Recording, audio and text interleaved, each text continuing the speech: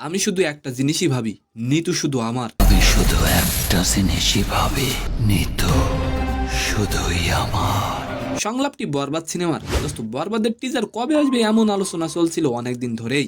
অবশেষে প্রকাশ পেয়েছে বরবাদের টিজার। দোস্ত, 1 মিনিট 44 সেকেন্ড টিজারে পাওয়া গেছে ধর্মুধার অ্যাকশনের আভাস। এন্ড সেকেন্ড নিউজটি থাকবে দোস্ত, 2024 সালে ভারত সফরে গিয়ে টি-20 ও টেস্ট থেকে অবসর ঘোষণা দিয়েছিলেন সাকিব আল হাসান।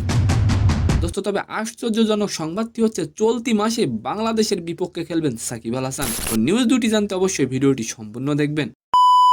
দোস্ত, সাকিব খান ও প্রযোজনা সংস্থার ফেসবুক ও ইউটিউবে প্রকাশ করা হয়েছে বরবাদ সিনেমার টিজার। গত বছর মুক্তি পাওয়া রায়হান রাফির তুফান সিনেমায় ভিন্ন এক সাকিব খানকে দেখেছিলেন দর্শকরা। দোস্ত, তবে নতুন সিনেমা বরবাদের টিজার দেখে তাদের প্রত্যাশা যেন আরো বেড়ে গেছে।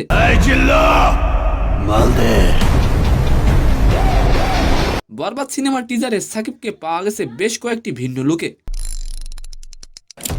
দোস্ত, সাকিব খানের বরবাদ সিনেমা কি পারবে বাংলা সিনেমার সেরা সিনেমা হতে? অবশ্যই কমেন্ট করে যাবেন। বরবাদ সিনেমার টিজার দেখে মনে হচ্ছে প্রেম ও প্রতিশোধের গল্প হতে যাচ্ছে এটি। দোস্ত, তবে ছবিতে যে দারুণ সব অ্যাকশন দৃশ্য রয়েছে তা বলা বাহুল্য। তবে সিনেমায় চমক দেখিয়েছে নোপার বাংলার বিখ্যাত অভিনেতা যিশু সেনগুপ্ত। দোস্ত, বরবাদ প্রসঙ্গে সাকিব বলেন বরবাদ সব সিনেমাকে ছাড়িয়ে যাবে। এন্ড সেকেন্ড নিউজটি হলো দোস্ত, টি-20 থেকে ইতিমধ্যেই অবসর নেওয়ায় সাবেক ক্রিকেটারদের নিয়ে হতে যাচ্ছে এশিয়ান লিজেন্ড লিগ, যেখানে খেলতে যাচ্ছেন সাকিব আল হাসান। দোস্ত, এই আসরে বাংলাদেশ থেকে একটি দল অংশ নেবে, যেখানে খেলবেন তামিম ও মোহাম্মদ আশরাফুলের মতো সাবেক তারকারা। আগামী 10ই মার্চ থেকে শুরু হবে খেলাটি। তো সম্মানিত দর্শক, আজকের ভিডিওটি কেমন লাগলো অবশ্যই কমেন্ট বক্সে জানাবেন। আর ভিডিওটি যদি ভালো লাগে অবশ্যই একটি লাইক দিয়ে আমাদের চ্যানেলটিকে সাবস্ক্রাইব করে দিবেন। ধন্যবাদ।